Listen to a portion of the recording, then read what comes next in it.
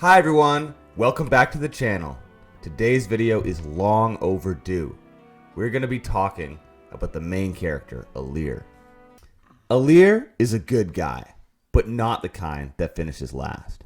We start the game with him waking from a deep sleep to find that he is the successor of the Divine Dragon and a master of summoning emblems. He doesn't really know what any of this means, and to be fair, neither do we at this point in the game. He only knows that it's important. Well, he has no idea just how powerful he's about to become by the end of this video. When you start the game, his class will be Dragon Child, and he can be promoted to Divine Dragon. It's an exclusive class, so that is my suggestion to stick with. In my Maddening mode run through, I made him a Griffin Knight for some additional versatility, but for this video, we'll stick with Divine Dragon. Now remember, Alear is more than just a unit. He's also a defense object throughout the majority of the battles. He's strong enough to defend others, but also important enough to need to be defended. After all, if you lose him, you lose the game. We're now at over 320 hours of grinding out characters, and Alear is still my #1 pick. I've learned a ton since I started this game, and I've changed my rankings on lots of these characters. Alear has never changed once. So, at this point, you can consider that top spot secured. Dragon classes are always nice, because you get additional stat boosts for emblem rings or bracelets. I don't know if you saw my Soren and Veil pairing video yet. If not, you can see it in the top right here. That pairing is OP. And it's not just because the two characters are good.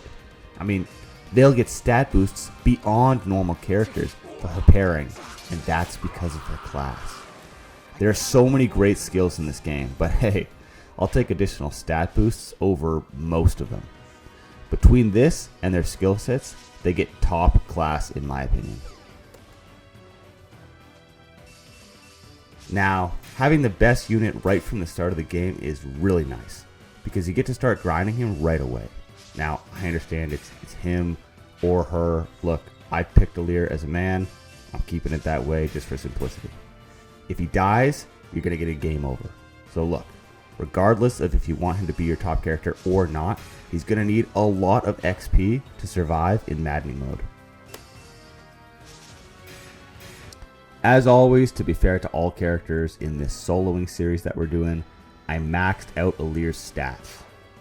But next up, I wanted to make sure to max out his unique weapon, Liberation, to +5, as well as Willy Glands, I believe is how you say that, to +5.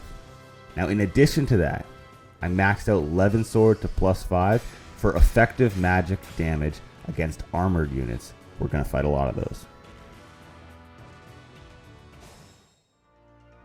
Okay, when I talk up Alear, I really mean it. He is a tank. I invest everything, including maxing his bond with Marth, Tiki, Sigurd, Edelgard, Hector, Roy, Byleth, Camilla, and a few other emblems through the whole Maddening run. You just can't go wrong in pairings with dragon classes. Okay, time to go over some skills. We're going to start with Divinely Inspiring, and you better bet that Alear is. For this skill, all allies that are adjacent to Alear see how epic he is and deal +3 damage because they're just so amazed. They even take 1 less damage just because they're blown away by his awesomeness. Alear will always be up, fighting with your best units side by side, so this skill has great utility. For today's video, I'm inheriting Life Sphere ++ and Avoid +30. But if you just want an OP character in Fire Emblem, and it's not for the purpose of soloing a map the way that I am here, I would switch one of those out for Cantor Plus. I mean, I'm telling you, this skill is never a bad idea. Alear isn't just good paired with any emblem. He's also good as any class. The easiest transition for Alear is Swordsmaster. His growth rates for health and strength seem to be his best features, while his magic will be weak. Other good alternative classes for him though would be paladin or hero. There's no real wrong way to go. It's all just dependent upon your strategy. Okay, so as you've just seen here, we have our conclusion. Not only can Alear solo in Maddening, he's also a beast that I suggest is your top unit. Now, if you're playing in Maddening mode, you don't have much of a choice for him to at least be in your top 5. But my suggestion is that you put everything you have into him. As you can see here, I prefer to pair with Marth, but any pairing will still be unreal with Alear. The Divine Dragon has the most insane stat cap, so whatever you choose, as far as I'm concerned, you still have a beast on your hands. Let me know your preferred build in the comments though. I'm really excited to see what you think is the best pairing. Thanks for watching, everyone. You know, if you're a fan of Fire Emblem, I would assume you are since you're watching this video, you should really consider subscribing. I do gameplay videos, character breakdowns, challenges, Fire Emblem news, and I even do playthroughs of old Fire Emblems. By the way, you should check that out, top right corner. The community here has been growing a ton, and I appreciate each and every one of you.